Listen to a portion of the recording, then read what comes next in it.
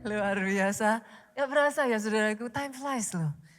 Hari ini saya akan menyampaikan bagian yang terakhir dari seri firman Tuhan Family Blessing. Bertepatan dengan kita sudah masuk di liburan ini ya.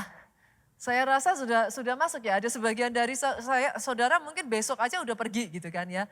Atau mungkin ada yang kali ini staycation di Jakarta kayak gitu saudaraku. Liburnya ada di Jakarta. Tapi bertepatan dengan liburan ini, saya rasa momen yang sangat tepat justru saya menutup seri firman di bulan Maret dengan satu pesan firman yang berjudul Healing Home. Saya itu jujur ya Bapak Ibu takjub sejak dari awal saya bergereja di keluarga Allah ini. Saya takjub dengan bagaimana tuntunan firman itu selalu kayak gimana ya, kayak tepat aja, kayak pas aja gitu. Buat saudara yang sudah ada dan cukup lama di keluarga Allah ini, saudara tahu yang saya maksudkan karena sebenarnya firman hari ini pun ya saudaraku itu bukan yang kayak minggu lalu baru disiapin, no. Tapi firman yang saudara dengar hari ini udah jadi dari sejak 3 bulan lalu. Tapi amazingnya sekalipun dibuat dalam jangka waktu yang selisihnya jauh, somehow tepat aja. Kenapa saya katakan tepat healing home ini saudaraku? Saya melihat sejak dari pandemi, kata healing ini sering terdengar gitu. Orang kemana-mana bilang healing, saya mau healing gitu. Bahkan saya melihat orang willing untuk bayar mahal untuk healing gitu. Orang willing untuk kayak nyari tempat, hotel, resto yang sampai melosok kali di peta nggak ada gitu saudara. Untuk healing gitu. Kata healing ini terus terngiang-ngiang dan terdengar sejak masa pandemi. Itu sebabnya kenapa saya katakan ini momen yang tepat saya menutup dengan rema firman healing home. Karena tujuan dari firman ini disampaikan adalah sama-sama saudara bisa memahami the true healing gitu. Maksud healing yang benar. Karena healing tidak harus mahal. Oh yang sepakat katakan amin nih. Healing gak harus nun jauh di sana. Boleh gak sih saya ngomong ini? Your home can be the best place for healing. Rumah saudara itu bisa jadi tempat yang sempurna, satu tempat di mana kesembuhan mengalir di sana, satu tempat yang justru membawa damai, satu tempat yang justru saudara recharge. Di mana semua orang di dalamnya, semua anggotanya somehow pulang ke rumah itu dapat kekuatan yang baru, dipulihkan, ada sukacita saudaraku, itulah the true healing. Itu yang saya berdoa firman hari ini menutup di momen yang tepat ini terjadi atas keluarga saudara. Karena selama setidaknya 1 minggu ini you will spend time with your family kan. Kalau rumah bukan jadi healing home, tapi jadi war zone, apa enaknya? 1 minggu bisa menderita, saudaraku. Tapi di momen yang tepat ini justru firman berbicara bagaimana nantinya your home can be a healing home. Pernah gak saudara itu kepikiran ya? Saya tuh juga heran gitu saudara, sejak kapan ya kayak banyak orang itu kayak gampang capek gitu loh somehow.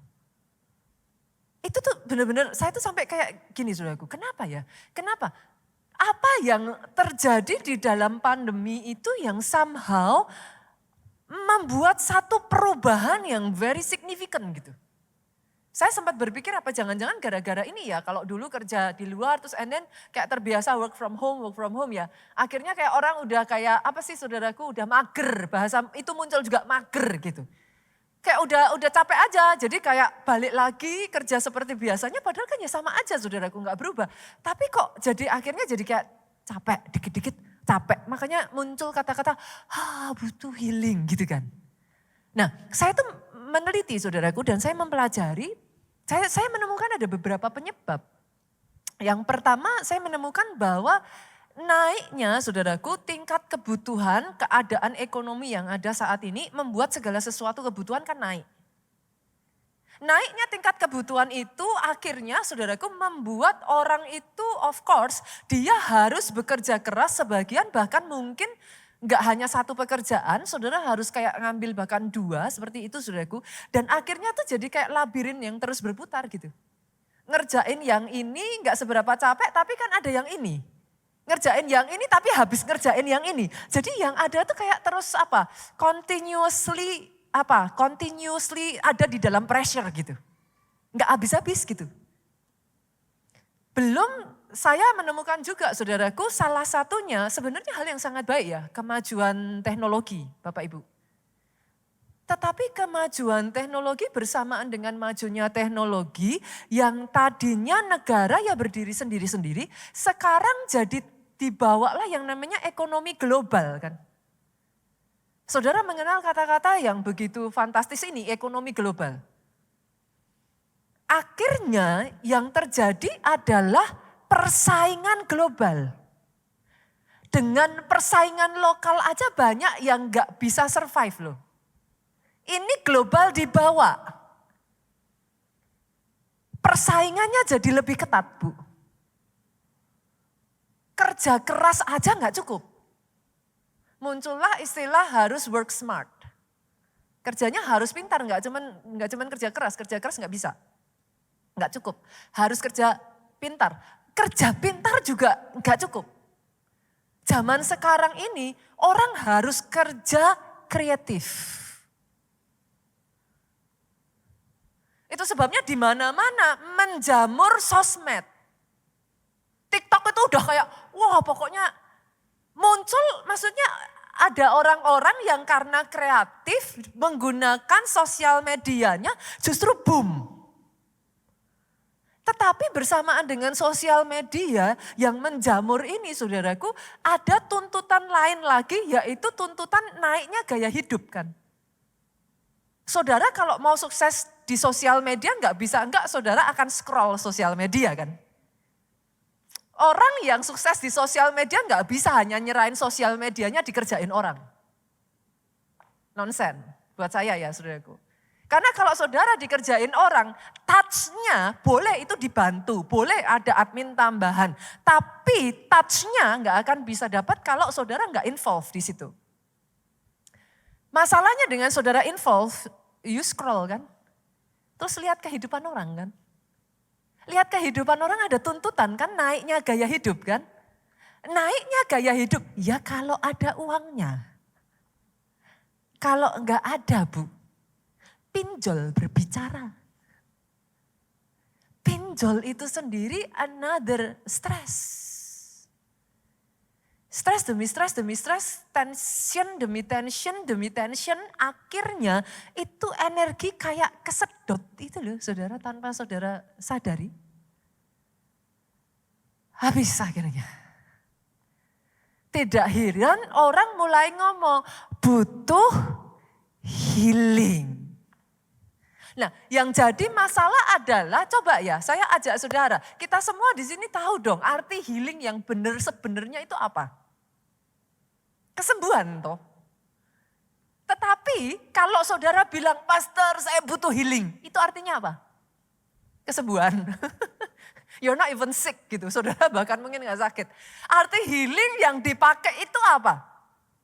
Melakukan kegiatan yang bisa refresh kita punya jiwa kan. Ini kalau bapak-bapak saya gak tahu. Hobinya apa kalau bapak-bapak? Mancing. Zaman sekarang apa hobinya bapak-bapak? Moge. Apa Pak hobinya? Saya nggak tahu nih bapak-bapak hobinya apa. Kalau ibu-ibu kan balik-balik lagi apa? Shopping tuh. Lah, kalau uangnya ada ya nggak apa-apa saudaraku. Tapi sekarang kalau healing saudara artikan sebagai melakukan kegiatan yang refresh, salah satunya shopping. Lah kalau nggak ada uangnya, kapan healingnya? Saudara bisa, karena everything itu mindset saudara. Sekarang otomatis kalau healing melakukan kegiatan atau aktivitas yang saudara anggap itu bisa mendatangkan kayak refresh di jiwa. Balik-balik lagi orang biasanya munculnya, apalagi sekarang dengan sosmed ya, munculnya pergi keluar negeri. Loh, once again kalau ada uangnya juga nggak apa-apa, puji Tuhan ada berkat saudara. Lah kalau nggak ada, healingnya apa? Apa saudaraku? Kan mau sampai kapan healing? Akhirnya yang ada capek terus pastor, capek. Balik-balik lagi mindset.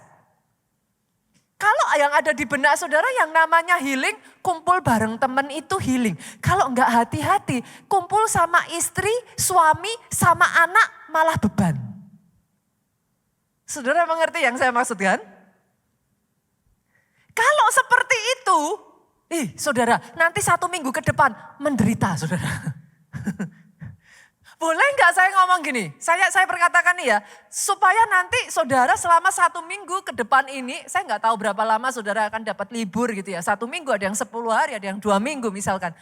Boleh nggak saya katakan ini dulu, healing tidak sama dengan harus pergi ke luar negeri. Ada amin di sini. Boleh aminnya yang lebih keras. Kalau bisa puji Tuhan. Healing tidak sama dengan makan di restoran bintang 5. Saya nggak dengar kata amin dari tempat ini. Healing tidak sama dengan pergi ke pelosok jauh di sana. Saudaraku, boleh nggak sih sebelum saudara pergi ke pelosok mungkin di Papua sana? Berapa banyak di sini yang belum pernah ke Tugu Monas? Jangan jauh-jauh saudara pergi sampai ke mana tempat yang saudara bahkan gak kenal. Sekali-kali Kak di Jakarta kunjungi Monas. I don't know. Ada a lot of destination di Jakarta ini yang you do not even go there. This is my point. Ini poin saya, supaya nanti saudara nangkap seperti apa sih healing yang sebenarnya. Jangan sampai saudara salah berpikir tentang healing itu gitu. Seperti apa healing? Boleh nggak kalau kita bikin simple saudara? Healing can be anywhere, anytime. Healing bisa dimanapun, bisa kapanpun, itu life is much easier. Jadi lebih ringan. Karena khotbahnya hari ini adalah healing home, boleh nggak saya tarik? Sementara liburan, kita renovasi rumah aja yuk jadi healing home. Loh, rumah jadi tempat yang kalau orang pulang, langsung penuh baterainya saudara. Loh, kebayang gak saudara? Setiap kali saudara pulang rumah malah recharge, seger, sembuh. Wah kuat, balik lagi ke semangatnya. Bukankah kalau itu terjadi, hidupmu jadi hidup yang produktif, hidup yang efektif, buahnya banyak, lebat buahnya maksimal. Oh gak ada yang bilang amin di tempat ini. Kalau mau amin, aminnya boleh yang paling keras. Boleh saya dengar tepuk tangan yang paling meriah. Jadi hari ini mau gak saya ajak saudaraku. Yuk gimana caranya kita merenovasi. Supaya ketika saudara ada di rumah. Rumahnya bukan zona perang. Pastor, orang-orang bilang healing home. Saya kalau pulang rumah pusing, Pastor, pusing.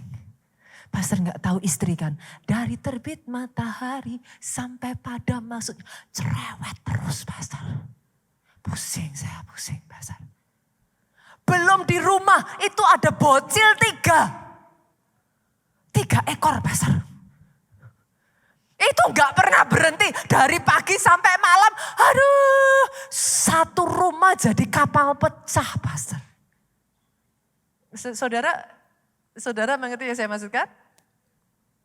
Yuk, terus gimana? Apakah bisa Pastor kalau gitu? Apakah memang kita bisa menjadikan our home as a healing home. Kalau bisa gimana caranya? Hari ini saya bagikan 5 poin ya saudaraku.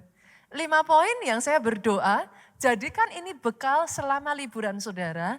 Dan sampai bahkan bukan hanya di liburan saudara. Kalau saudara berhasil melakukan ini selama liburan, maka doa saya hari-hari saudara di depan nanti setiap hari healing. Loh iya kan? Pulang rumah healing. Gak usah keluar uang mahal. Setiap hari, every day is healing day. Yang sepakat aminnya boleh yang paling keras. Yang sepakat dan mau melakukan. Yuk kita kasih tepuk tangan yang paling meriah buat Yesus Tuhan kita. Saya bagikan 5 poin. Yang pertama saudaraku.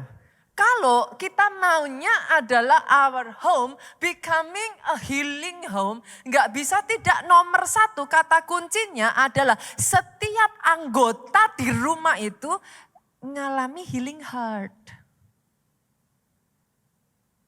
Pemulihan hati itu kata kuncinya Bu. Kenapa harus begitu Pastor? Orang yang luka biasanya cenderung melukai orang lain. Saudara pernah nggak merenungkan ini? You can be nice even to stranger loh. Sama orang asing saudara bisa nice loh. Tapi kenapa sama suami sendiri? Kenapa sama orang tua sendiri? Kenapa sama anak sendiri? Bahasamu kasar. Kamu keras. Boleh nggak saya tarik ini? Logikanya saudara. Oke. Kalau saudara nggak luka, saya senggol. Maka saudara teriaknya gimana? Au. Oke ya. Lah nggak luka kok, kena senggol misalkan jalan, bergesekan saudara kena senggol, tak gitu. Saudara au. Tapi kalau luka, sudah luka, masih saya senggol, saudara teriaknya apa? Sakit tahu. Saudara mengerti maksud saya? Oke. Kalau memang saudara sudah luka, yang mana di dalam satu keluarga, saudaraku kalau ngumpul bareng mustahil gak ada gesekan. Gak mungkin. Kalau saudara nggak kenal, nggak ada gesekan ya wajar. Kalau setiap hari ketemu nggak ada gesekan nonsen. Tapi kalau situasinya saudara baik-baik saja, gesekan terjadi nggak jadi masalah. Paling ya tadi aja, au. Tapi karena satu dengan yang lain, ini lukanya udah dalam. Ditambah tiap hari digesek, yang satu bilang sakit tahu, yang satu bilang matanya di mana, kan gitu. Nah kan saudara bisa melihat poin ininya. Kalau tidak ada pemulihan, kalau tidak ada healing heart, rumah nggak akan bisa jadi healing home. Rumah akan jadi zona perang, panas. Karena tensinya tinggi semua. Yang harusnya normal gesekan, tapi kali ini kena gesek dikit teriaknya kenceng banget. Jadi nggak enak saudaraku. Terus kalau seperti itu gimana Pastor? Kalau sayanya sendiri, mungkin ada sebagian saudara di tempat nggak usah angkat tangan saudaraku, I'm fine with it. Pastor, karena saya itu pernah saudara, satu kali saya iseng, saya pakai Instagram saya lontarkan satu pertanyaan. Menurut kamu family itu apa? Dan ternyata saya mendapatkan jawaban yang di luar dugaan saya saudaraku. Saya berpikir saya akan mendapat jawaban semacam kayak, family, kangen pulang pastor. Kayak gitu-gitulah. Ya which is ada orang-orang yang menjawab seperti itu. Tapi saudara akan takjub ya, setidaknya 50%, 50-50 saudara. Saya itu mendapat jawaban-jawaban yang saya bacanya aja mau nangis saudara. Ada yang jawab gini, family, apa itu pastor? Sudah lama gak dengar. Wah itu sakit banget itu saudara. Ada yang jawab family, kalau bisa jauh-jauh aja pastor. Saudara akan kaget dengan bagaimana ada begitu banyak jawaban yang families far away from healing home gitu. Tapi boleh nggak sih sebagai seorang hamba Tuhan saya juga ngomong sama saudara? Ada satu lagu tuh ngomong gini saudaraku. Hanya engkau pribadi yang mengenal hatiku. Ada yang bisa nyanyi sama-sama? Tiada yang tersembunyi bagimu. Seluruh isi hatiku engkau yang tahu. Dia ngerti. Kalau toh ada hati di sini yang perlu dipulihkan, boleh enggak saya ajak lari sama Tuhan? Datang sama Sang Pencipta. Tidak ada satu orang pun yang tahu lebih baik tentang engkau daripada yang menciptakan engkau. Kadang not even orang yang paling dekat dengan kita. Tapi yes, Dia tahu sampai yang terdalam dari hatimu. Bukan hanya Dia tahu, Dia ambil, Dia pulihkan, Dia berikan kelegaan kepadamu. Boleh saya dengar amin yang paling keras dari tempat ini? Oh come on, kalau mau tepuk tangan jemaat Tuhan, tepuk tangannya boleh yang paling meriah. Kalau, gini saudaraku, pada saat saya mempersiapkan firman ini ya, saya itu mendapat satu pembukaan yang membuat saya tersentak juga sudah. Saya tuh ngomong sama Tuhan, Tuhan, karena buat saya ya, firman ini sebelum firman ini buat saudara, it is for me gitu. Firman ini buat saya. Lah bagaimana kalau kitanya yang sudah luka? Terus gimana? Bisa. Saya tuh tiba-tiba tuh kaget karena Tuhan tuh jawab, Roh Kudus tuh kayak jawab saya gini, Nita, sejak kapan aku nyiptain kamu jadi makhluk yang fragile, yang rapuh. Hati-hati, kalau disentuh pecah gitu. Ada di sini yang ditempelin stiker fragile. Saya berdoa nggak ada. Tapi kalau nggak hati-hati kita berpikir ya that's us. Tapi Tuhan tuh ngomong loh saudaraku. Waktu saya tuh ngerenungin itu saya kaget. Kamu loh kalau luka asal keadaan kita ini kuat ya saudara bisa sembuh sendiri nggak? Di dalam diri saudara itu Tuhan sudah bawa ada DNA di mana you can do self healing. Oh come on, bahkan firman Tuhan mengatakan adalah baik jika engkau jatuh ke dalam pelbagai-bagai pencobaan. Loh berarti baik. Luka itu enggak jahat, luka itu enggak selalu buruk. Tuhan bilang baik. Kenapa? Kok baik? Karena dari situ engkau belajar yang namanya tahan uji. Tahan uji enggak pernah ada tanpa namanya ujian. Nah loh, kenapa baik tahan uji Bu? Karena dari situ engkau mendapatkan yang namanya kesempurnaan. Engkau disempurnakan, engkau dibuat utuh. Senggol kiri kanan, enggak ada kok stikernya fragile. Enggak ada. Di sini semua jemaat keluarga Allah, halo. Orang Kristen aja saya bilang, karena banyak orang Kristen sukanya gitu, dikit-dikit, dikit-dikit enggak Tuhan-Tuhanan, dikit-dikit enggak gereja-gerejaan, saya sakit hati. Besok lagi kalau saya ketemu jemaat yang gitu saya tanya kok, stikernya fragile tolong dilepas. Gitu. Pastornya jahat ya. Tapi yes saudaraku, engkau diciptakan Tuhan, senggol kiri kanan yuk boleh enggak? Lebih kuat dari yang kau pikirkan. Yang sepakat katakan amin. Yang sepakat dan mau melakukan aminnya boleh yang paling keras. Karena kalau enggak jadi orang Kristen dikit-dikit sakit hati, dikit-dikit tersinggung, pusing saudara. You are not as weak as you think.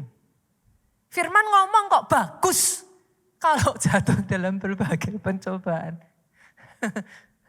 Nyenengin toh firman itu. Supaya dari situ saudara tahan uji. Dan tahan uji dibutuhkan memang. Tapi, nah ini saudara. Kalau toh ada di antara saudara, ada luka yang saudara itu bisa self healing. Tapi kadangkala di kasus-kasus tertentu ada luka yang sudah menaun, saudara. Butuh penanganan khusus. Di gereja kita ada sebuah retreat yang didesain khusus untuk ini. Namanya adalah Retreat Encounter. In case buat saudara nanti bulan Mei, saudaraku, tanggal 17 sampai 18 itu Sabtu Minggu pas ngambil waktunya memang libur, saudara. Satu counselor akan menangani satu konseli. Ini retreat yang memang didesain sedemikian rupa, saudaraku. Saudara ditangani orang-orang yang memang sudah mendapat pelatihan sebagai seorang konselor. Dan harapannya dari retreat ini, saudara benar-benar bisa dibawa ngalami kelepasan. Saudara bisa dibawa ngalami pemulihan, sekalipun setelah itu akan proses ya, saudaraku.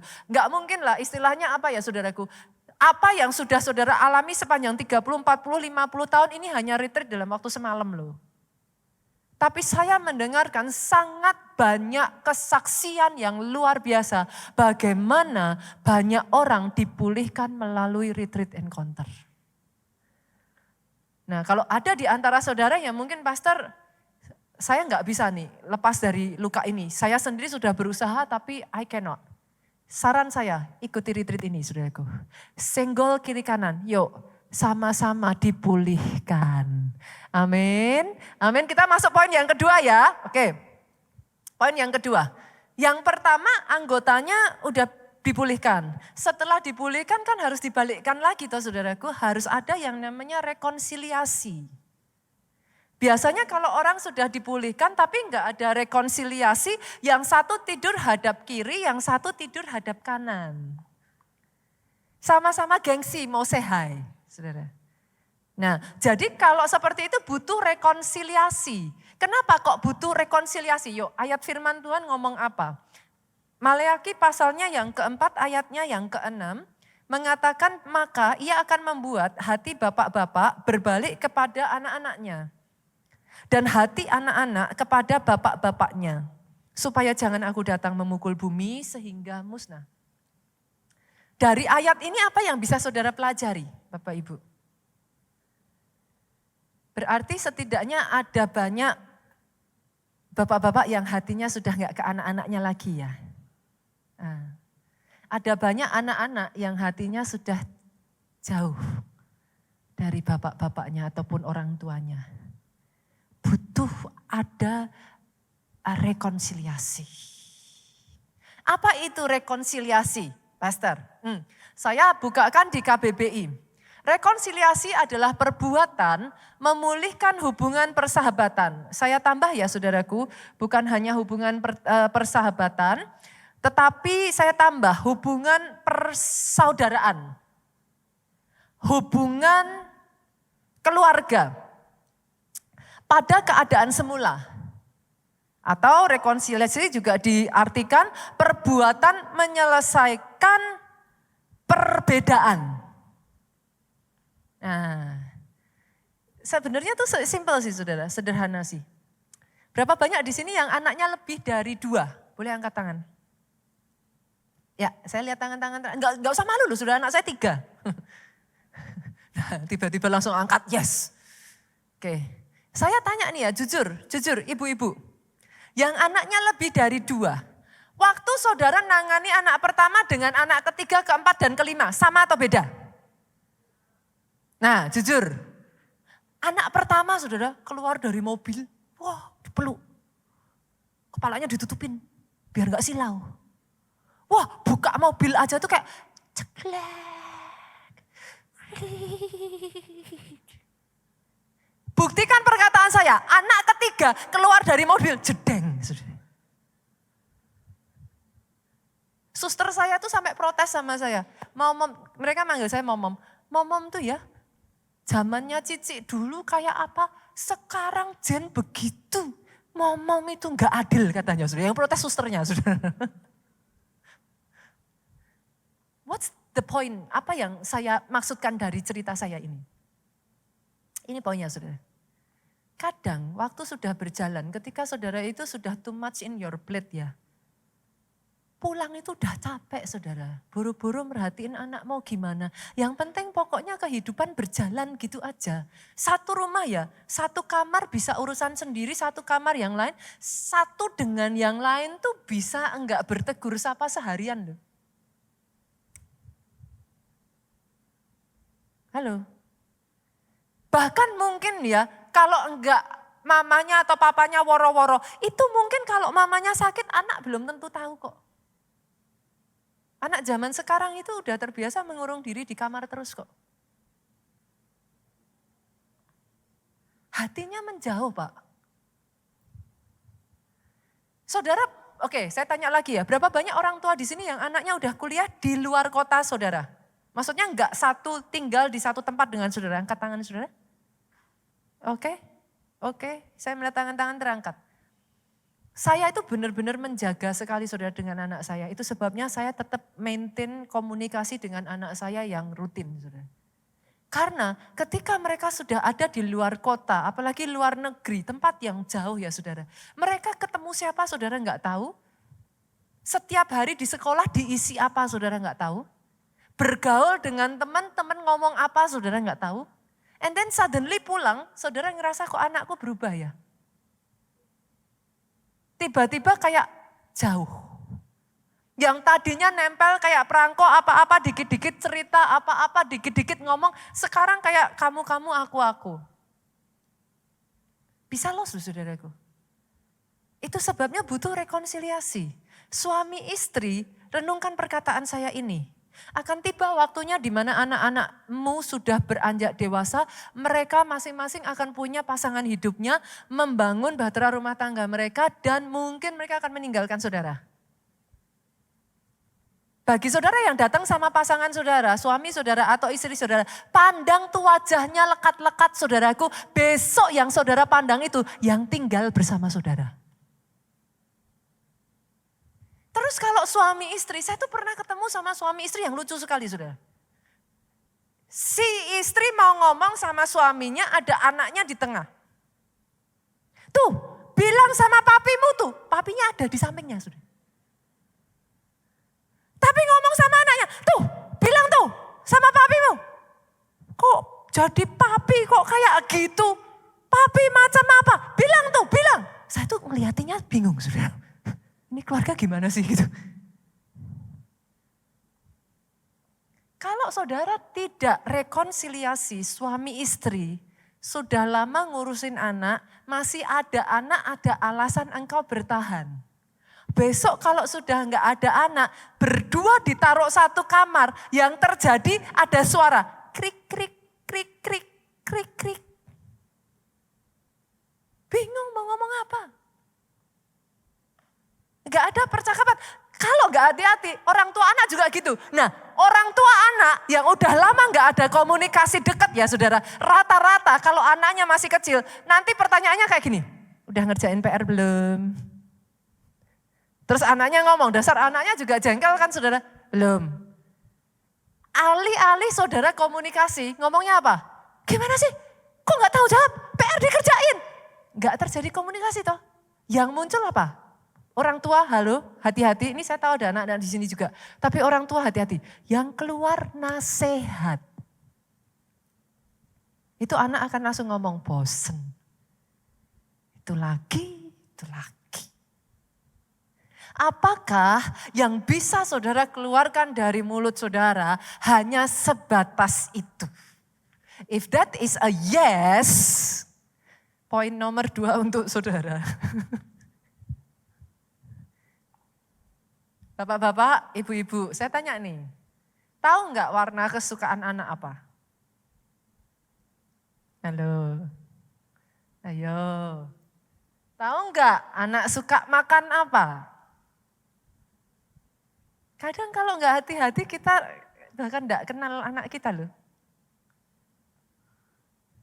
Tahu nggak anak benci apa? Kadang kita enggak tahu loh saudara. Ini yang khusus bapak-bapak kalau ini. Kalau ibu-ibu sampai enggak tahu kebangetan. Bapak-bapak hafal enggak tanggal ulang tahun anak? Nah loh, langsung liatin kiri kanan. Papanya, ayo ini kalau biasanya ibunya mah ingat soalnya ngelahirin kan saudaraku. Kalau ibunya enggak ingat, waduh ini harus hati-hati saudara. Tapi yang papa-papa nih, ayo papa-papa ingat enggak? Kapan tanggal ulang tahun anaknya? Biasanya ingatnya gini, ya tahu lah. Bulan apa ayo? Oh tahu kalau bulannya tahu. Tanggalnya, tahunnya. Nah nanti biasanya ada yang miss. Saudara. Itu sebabnya yuk ada rekonsiliasi yuk. Ada pemulihan lagi. Saudara bukan cuma tinggal satu rumah tapi ngobrol dengan anak itu asik. Ngobrol dengan suami atau istri itu bisa berjam-jam dan kayak nggak habis-habisnya keluar bahan percakapan baru demi bahan percakapan baru dan kayak seru gitu.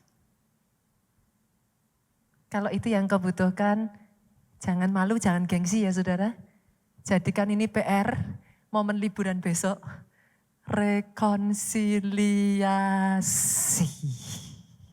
Cari waktu. Jangan lagi ngomong gini, kalau biasanya enggak liburan kan selalu ngomongnya sama sibuk pastor. Nanti yang anak juga enggak kalah sama orang tuanya, PR-nya banyak. Les, ujian. Enggak pernah ketemu saudara. Tapi selama liburan ini, saudara mau cari kerjaan, semua orang maunya libur. Yuk ikut sama-sama libur aja saudara. Libur aja, ambil waktu. Ini ada sebagian yang udah, aduh males pastor. Nanti kalau sama orang tua saya pasti nanti gitu lagi. Nah, coba ya. Nah, oke. Sekarang nomor 1 tadi, hatinya dipulihin dulu. Setelah hatinya dipulihin, direkonsiliasi. Mulai ada hubungan lagi terjalin. Yang ketiga, minggu lalu saya sampaikan saudaraku. Basically, Tuhan menciptakan keluarga. It was meant to be heaven on earth. Itu pegang dulu. Konsep ini saudara harus nangkap dulu.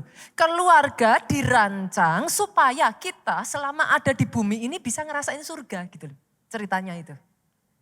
Nah, tadi setelah sudah dipulihkan, terus kemudian hubungannya disambung lagi, yuk barengan. Poin yang ketiga, satu keluarga harus komitmen untuk membangun keluarga supaya heaven on earth. Nah sekarang kalau kita mau membangun ke sana, pertanyaannya jadi gini saudaraku, lah heaven-nya kayak apa? Iya kan? Kayak saudara mau bikin rumah, harus ada blueprint kan? Ya sama, oke. Ini saudara sekarang tujuannya heaven on earth nih. Family is supposed to be heaven on earth kan? Nah heaven-nya kayak apa? Saya bagikan ciri-cirinya heaven ya saudara. Ada yang mau bantu saya? Kira-kira ciri-ciri pertama heaven apa? Ini biasanya banyak yang salah deh. Tadi yang ibadah sebelum-sebelumnya juga ciri-ciri utama heaven. Ada yang tahu ciri-ciri utama heaven apa? Apa? Damai. Oke, itu selalu nomor 1 jawabannya itu. Ada lagi? Biasanya jawaban kedua sukacita. Saya tebak. Nah. Adakah yang terpikirkan ciri-ciri utama heaven yang kalau itu disingkirkan itu surga nggak jadi surga tuh. Surga jadi neraka. Apa saudara? Hah? Keberadaan Tuhan kan? Lah kalau Tuhannya diganti iblis kan jadi neraka. Jadi ciri-ciri heaven paling pertama saudara. Yang pertama adanya Tuhan. Bawa Tuhan di keluargamu.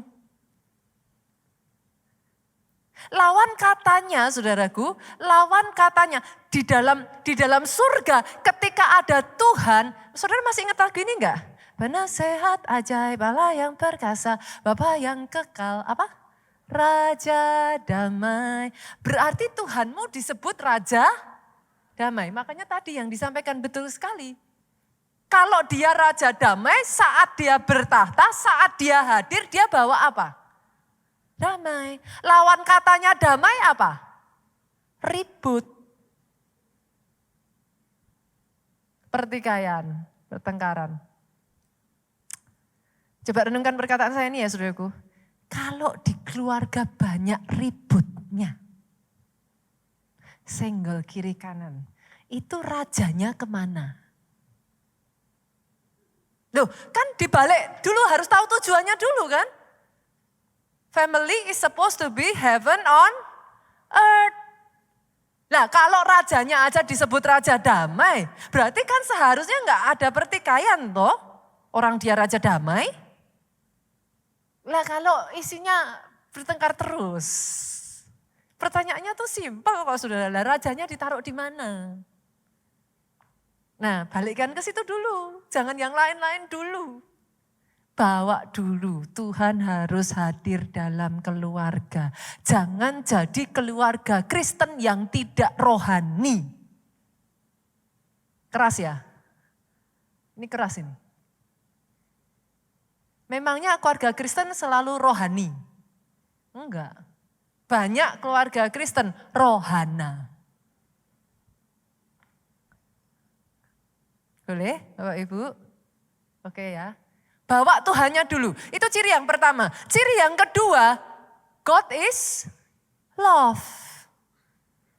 Di mana ada Tuhan, dia bukan memberi kasih. Dia adalah kasih. Kalau ada Tuhan di sana, ada kasih. Kasih itu apa? 1 Korintus 13 ayat 4 sampai 7. Kasih itu sabar. Sabar apa pastor? Ibu-ibu, ada yang seperti saya enggak sabar tuh. Ngajarin anak. Paling gemes kalau ngomong sama anak sampai mulut berbusa. Pulang sekolah, baju seragam, dilepas, ganti baju rumah. Habis itu bajunya taruh di keranjang pakaian kotor. Susah apa sih? Itu tuh saya pernah lihat kan saudara, tiba-tiba bajunya tuh melayang ada di atas pintu saudara. Saya tuh gak habis pikir loh, itu di mana itu caranya saudaraku. Berapa banyak yang setuju dengan saya? Di keluarga, anything can happen. Banyak fenomena terjadi, saudaraku. Itu saya itu sampai benar-benar puyeng, saudara. Itu bisa-bisanya loh, baju sama-sama loh, ya ampun. Tinggal dimasukin keranjang tuh apa susahnya? Dilempar, saudara. Ibu-ibu, sabar ya. Sabar ngajarin anak sampai terbuka, saudaraku. Sabar. Oke, boleh nggak saya juga ngomong sama pasangan suami istri? Sabar menunggu pasanganmu berproses. Ini nggak enak. Setiap kita itu berproses, saudaraku, dan itu nggak bisa dipaksa. Kalau tidak benar-benar dari dalam berubah, mau saudara paksa juga yang terjadi nggak akan matang. Sama seperti kepompong, saudara mau paksa dia keluar bisa. Dipotong ininya, selaputnya, itu kepompong apa? Ulat yang di dalam itu keluar, dia jadi kupu-kupu. Tapi kupu-kupunya nggak pernah bisa terbang. Ya kupu-kupu aja, tapi dia hanya bisa jalan di bawah lantai gitu. Dia hanya bisa merambat-rambat, dia nggak akan pernah bisa terbang. Hanya ada satu cara untuk saudara melihat itu terjadi. Sabar. Sabar memang. Tuhan itu, Alkitab tuh ngomong gini. For everything there is, ada its time, I-nya besar. Which is Tuhan punya waktu. Ada its time, which is I kecil. Which is artinya ya itu punya waktunya sendiri. Ayam punya telur ada sekian hari baru bisa netes. Gajah punya anak baru sekian bulan bisa lahir. Saudara nggak bisa bandingin gajah dengan ayam. Kenapa kok ayam cuman berapa hari, gajah berbulan-bulan? Karena for everything ada its, I-nya kecil. Waktunya sendiri, ada waktunya. Dan gak bisa dipaksa, saudara. Boleh? Boleh ya? Boleh ya? Masuk ya? Jadi yang ketiga, saudaraku, harus ada kesabaran. Sabar ini banyak tadi ya, kasih itu sabar, apa lagi? murah hati. Apa? Tidak marah, tidak pemarah, apa lagi? Tidak sombong. Tidak melakukan, ya nanti saudara baca deh, satu-satu deh saudaraku. Itu PR saudara nanti waktu liburan gitu saudara. Yang ketiga saudara, yang ketiga selain dari ciri-cirinya surga tadi ada Tuhan di sana, ciri-cirinya surga ada kasih di sana. Yang ketiga ciri-cirinya surga saudaraku, of course saudara, di surga itu mau tidak mau ada yang namanya puji-pujian. Kalau kita melihat di surga, setiap saat 24 jam dalam sehari puji-pujian itu diangkat. Yang pertama puji-pujian itu kepada Tuhan. Artinya rumah saudara jadikan rumah pujian. Boleh enggak bangun mesbah keluarga? Kalau enggak nanti anak-anaknya enggak tahu cara nyembah loh. Cara nyembah kan harus belajar saudara. Kalau enggak pernah enggak ngelihat kalau nyembah terus nyembahnya gini.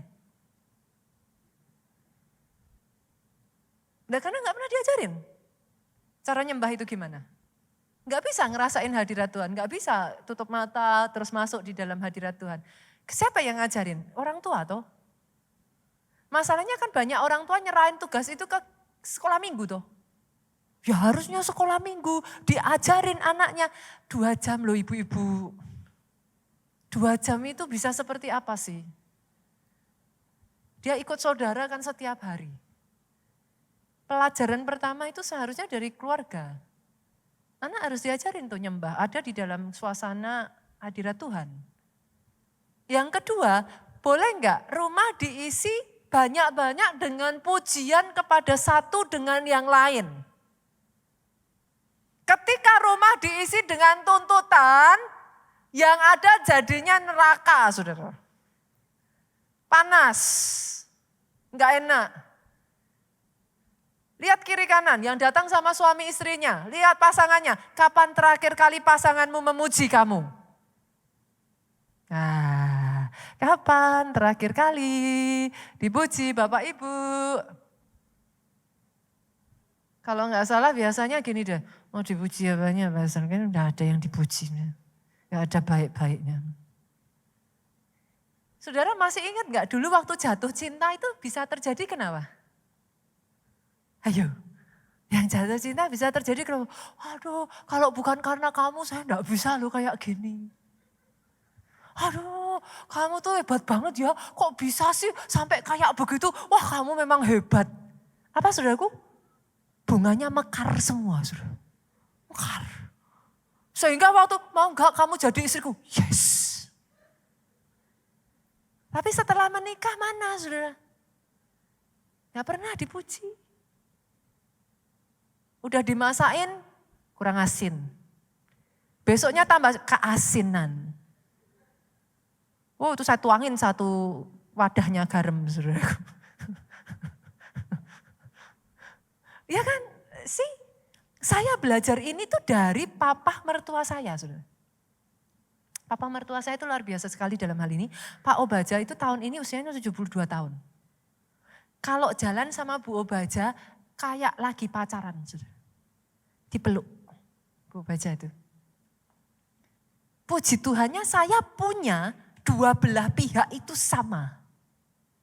Papi mami saya itu kalau pergi kemana-mana ya, mami saya digandeng. Kayak takut hilang saudara. Itu papi mami saya ya kalau pergi ya, papi saya itu bisa bawain ininya. Mami saya nggak pernah namanya pergi gitu bawa plastik kiri kanan, nggak pernah dibawain papi saya. Pak Obaja sama Bu Obaja itu saudaraku, saya sampai benar-benar, kalau di depan anak-anak nih ya saudaraku, di depan anak-anak ya, pegang istrinya gitu ya, pundak istrinya Bu Obaja dipeluk gini sambil ngomong gini, ini istri terbaik di dunia. Saya bersyukur saya melihat contoh dari kedua belah sisi. Tapi saya sampai sekarang pergi kemana-mana sama mami saya, itu berdua masih gandengan, masih pelukan. Saya tuh berdoa ya saudara di keluarga Allah ya mau 90 tahun kayak mau 100 tahun usianya. Boleh gak sih kalau jalan berdua tuh mbok ya kayak pacaran gitu loh saudara. Dulu belum menikah, saudara udah kayak papi mami. Panggilnya aja papi.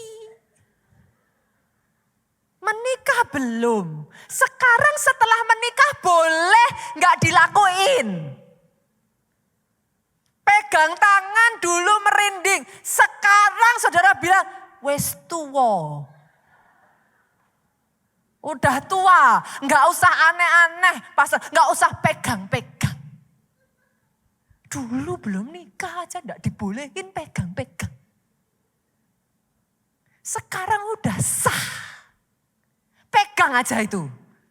Tapi malah nggak mau megang. Loh tapi itu perlu loh Bapak Ibu, boleh ya? Itu perlu loh, diciptakan loh. Pujian itu menyebabkan anakmu bertumbuh, istrimu mekar, suamimu jadi lebih bertanggung jawab. Karena dipuji, kalau setiap saat papa nggak tahu bisa papa, suami nggak becus. Loh firman kan ngomong, terjadilah sesuai yang kau katakan. Nanti terjadi saudara bingung. Loh suami saya kok gitu pastor, lah diperkatakan terus. Hati-hati loh saudaraku, your mouth, hidup mati. Barang siapa menggemakannya, akan memakan buahnya. Hati-hati. Ada satu keluarga ya saudara, nanti munculkan multimedia boleh ya. Keluarga ini, itu keluarga yang ada di dalam satu survei ya saudara, amazing. Keluarga yang komit menjadikan rumahnya sebagai surga di bumi ya saudaraku. Kalau saudara pernah dengar namanya Jonathan Edward. Ini diadakan survei ya saudara, tapi ini kecil sekali ya dari multimedia. Dari keturunan Jonathan Edward ini terbukti saudara, 1 orang menjadi wakil presiden Amerika Serikat, 3 orang menjadi senator AS, 13 orang adalah rektor universitas, 30 jadi hakim, 100 menjadi pengacara, 60 menjadi dokter, dan 100 lebih menjadi pendeta dan misionaris. Dari sebuah keluarga yang harmonis, keturunannya perkasa di bumi. Itu yang saya doakan terjadi. Oke, kita masuk lagi ya. Tadi nomor 3 ya. Sekarang saya bawa masuk nomor 4. Pastor apa nomor 4? Nomor 4 kalau saudara sudah ngalami tadi direkonsiliasi, habis direkonsiliasi, setelah itu dikembalikan ke tujuan awal yaitu heaven on earth. Setelah dikembalikan ke tujuan awal heaven on earth, apa yang engkau miliki, syukurilah apa yang ada. Banyak keluarga gak bisa mensyukuri. Semua serba jelek dan salah. Kenapa kata syukur, mengucap syukur ini begitu penting. Kenapa sampai 1 Tesalonika 5 ayat 18. Tuhan itu ngasih perintah saudaraku. Tuhan ngomong gini, mengucap syukurlah dalam segala hal. Sebab itulah yang dikehendaki Allah di dalam Kristus Yesus buat kamu. Kata-katanya tuh sampai jelas banget loh. Mengucap syukurlah, alasannya apa? Aku maunya gitu. Itu kan kalau disederhanakan Tuhan tuh ngomongnya kayak gitu. Mengucap syukur, kenapa? Itu mauku, kata Tuhan. Kenapa? Karena ketika saudara mengucap syukur itu membuka mata rohani saudara melihat semua hal yang baik. Tanpa ucapan syukur saudara gak akan pernah bisa melihat. Keluarga jadinya seperti neraka. Suamimu mungkin boleh gak terlalu romantis, tapi dia bertanggung jawab. Gak ada orang sempurna tuh saudaraku. Tapi di setiap kelemahan pasti ada kelebihan kan. Masa kita sebagai istri gagal melihat tapi istrinya orang lain bisa melihat kelebihan suami kita? Jangan dong. Nanti jadinya gayung lope-lope saudara. Jangan ya. Dalam setiap keluarga itu pasti kok, kalau ada kekurangan apa, dia punya kelebihan yang lain. Mungkin dia orangnya pendiam, tapi di balik pendiamnya dia sangat perhatian di dalam hal-hal kecil. Mungkin dia orangnya apalah saudaraku, tapi dia di bagian yang lain lebih bagus, kayak gitu. Jadi yang keempat ini saudara, syukuri ya. Ada satu lagu sekuler ya, bukan lagu rohani ya. Syukuri apa yang ada, hidup adalah anugerah. Anugerah. Lihat kiri kanan yang datang sama pasangannya, itu anugerah. Anugerah dari Tuhan. Disyukuri ya Bapak Ibu, itu udah limited stock. Udah last stock. Enggak ada lagi yang kayak gitu. Saudara pingin juga enggak akan muncul lagi dari Tuhan, cuman keluar satu saudara. Jadi disyukuri. Boleh enggak satu lagi saya tambahkan? Syukuri gereja di mana saudara tertanam dan bertumbuh. Yang bersuka cita ada di dalam keluarga Allah. Boleh lambaikan tangan saudara. Boleh kita kasih tepuk tangan yang paling meriah. Penasaran gak sih kalau pendeta-pendeta kumpul ngomongin apa? Hah? Ngomongin saudara. Pendeta-pendeta itu kalau kumpul ya saudaraku, aduh jemaatnya, aduh pengerjanya gitu. Saya tuh ngomong sama teman saya sama pendeta, enggak tuh. Di keluarga Allah jemaatnya hebat-hebat. Pelayan Tuhannya keren-keren. Saya boleh diputarkan saudaraku? Satu video yang didedikasikan untuk setiap saudara yang sudah ada bersama-sama membangun rumah ini.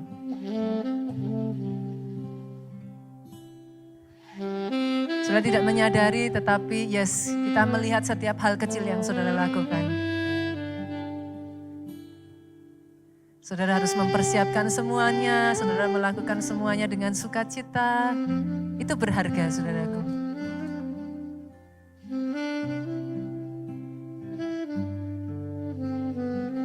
Kadang-kala tidak ada orang yang melihat, tapi mengajarkan kepada saya, saudara melakukan yang terbaik. Saudara memilih untuk memberi, bukan hanya menerima ya, tapi memberikan yang terbaik yang saudara miliki. Saudara harus datang lebih awal, saudara harus mempersiapkan semuanya. Itu menjadi cara di mana saudara menunjukkan kasih Bapa kepada satu dengan yang lain.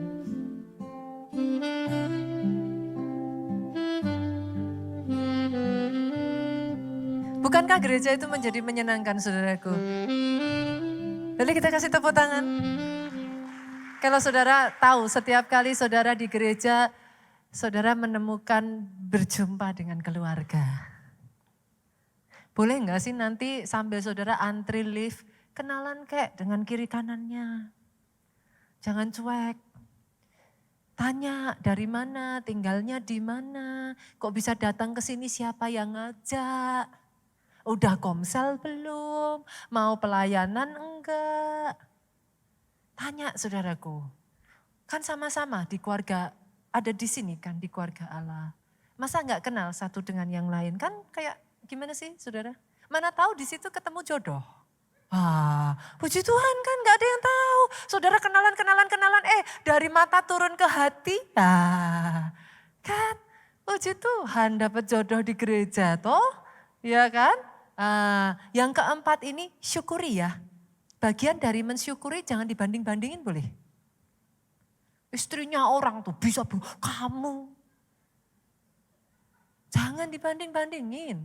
Istrinya orang ya istrinya orang. Yang saudara nikahi kan istri saudara. Bukan istrinya orang. Gereja juga sama, gak usah dibanding-bandingin. Gereja sana lebih ini, gereja, saudaraku sebagai rekan sesama hamba Tuhan, saya percaya masing-masing gereja itu dipercayakan Tuhan masing-masing sendiri-sendiri. Dan with all due respect, saya menghormati semua rekan hamba Tuhan. Saya boleh gak setuju dengan pengajarannya, saya boleh gak setuju dengan ini, itu dan lain sebagainya. Selama saudara berjemaat di keluarga Allah, pernah gak saya bawa ke atas mimbar? Gak pernah, gak akan. Saya tidak akan pernah nyebut nama. Gak akan. Yes, saya mungkin akan mengkritisi pengajaran-pengajaran tertentu. Yes, saya mungkin akan meng-counter attack apa yang perlu saya lakukan. Tapi saya menghargai Semua hamba Tuhan dengan masing-masing panggilannya di hadapan Tuhan. Kata firman Tuhan, hamba Tuhan itu ada yang punya. Bukan urusan kita. Urusannya sendiri dengan tuannya. Yang sepakat katakan amin. Bagian kita menghargai. Kita mengucap syukur. Tempat saudara bertumbuh. Yuk bangun. Tambahkan, add value. Jadi bagian di keluarga itu. And do something. Engkau bisa melakukan kok yang membuat keluargamu jadi lebih baik. Amin. Boleh sekali lagi kita kasih tepuk tangan. Yang terakhir, yang kelima. Kalau sudah tadi disyukuri, yang kelima, keluarga akan menjadi healing home, tempat yang menyenangkan kalau keluarga itu kreatif. Once upon a time, saudaraku, ada sebuah keluarga yang harus berada di sebuah tempat yang sama selama kurang lebih 1 tahun di dalam sebuah kapal, saudaraku, yang mana di dalamnya ada begitu banyak binatang dan terkurung di dalam kapal ini selama kurang lebih 1 tahun. Keluarga siapakah ini? Nah, saudara bisa jawab, keluarganya Nuh. Pada saat pandemi kemarin itu nyampe 1 tahun gak sih dikurung di rumah, saudara? Hah? Enggak lah. Saudara bebas pergi juga kok. Kan? Kebayang gak sih 1 tahun? Di sini ya saudara, boleh gak saya tanya, ada yang suka binatang? Ada yang melihara binatang? Rumah yang ada binatangnya biasanya baunya lebih sedap. Setuju gak saudara? Itu 1 tahun di dalam kapal loh saudaraku, dengan segitu banyaknya binatang itu baunya kayak apa itu saudara. Belum lagi nanti jendelanya dibuka, merpatinya terbang, gak bisa. Kebayang gak tuh 1 tahun loh. Nah, ini poin saya bukan ke situ. Ada seorang ayah saudaraku mengerjakan peranannya untuk menciptakan satu lingkungan yang begitu baik di tengah keadaan yang sangat tidak memungkinkan sebenarnya. Orang ini bernama Harold Hermans. Dia seorang ayah yang harus membawa anaknya masuk ke pembuangan kamp penyiksaan Nazi. Saya waktu baca kisah ini, terlepas dengan keadaan yang begitu rupa saudaraku, saudara bisa kebayang gak sih yang namanya anak itu kayak apa? Tapi hanya dengan satu teriakan anak itu bisa disiksa. Hanya dia tertawa, hanya dia menjadi dirinya yaitu seorang anak, dia menangis, hukumannya bisa sangat mengerikan. Tapi Harold Herman ini saudaraku, yang hebat dari orang ini adalah dia menciptakan satu lingkungan untuk anaknya yang bahkan pada saat akhirnya di titik akhir hayatnya dia meninggal saudaraku, dan anaknya keluar dengan selamat. Anaknya menceritakan di dalam buku biografinya saudaraku bahwa dia selama ada di dalam kamp penyiksaan Nazi, dia tidak pernah sadar kalau dirinya sedang ada di dalam kamp penyiksaan Nazi saudara. Karena apa yang dilakukan oleh ayahnya. Ayahnya akan melindungi dia sedemikian rupa. Membuat seolah-olah itu adalah sebuah permainan. Ayahnya akan ngomong sama anaknya saudaraku. Kita sedang dikejar raksasa. Jangan berteriak. Jangan nangis ya. Sepanjang ayah ini masih hidup ya saudaraku, dia berhasil melindungi anaknya. Berkali-kali dia harus menerima hukuman yang harusnya ditimpakan ke anaknya. Sampai akhirnya anaknya selamat saudaraku. Dan kesaksian ini diceritakan oleh anaknya. Saya percaya gak ada satupun keluarga di tempat ini yang keadaannya lebih buruk. Let's be creative yuk. Keluargamu bisa dipulihkan kok.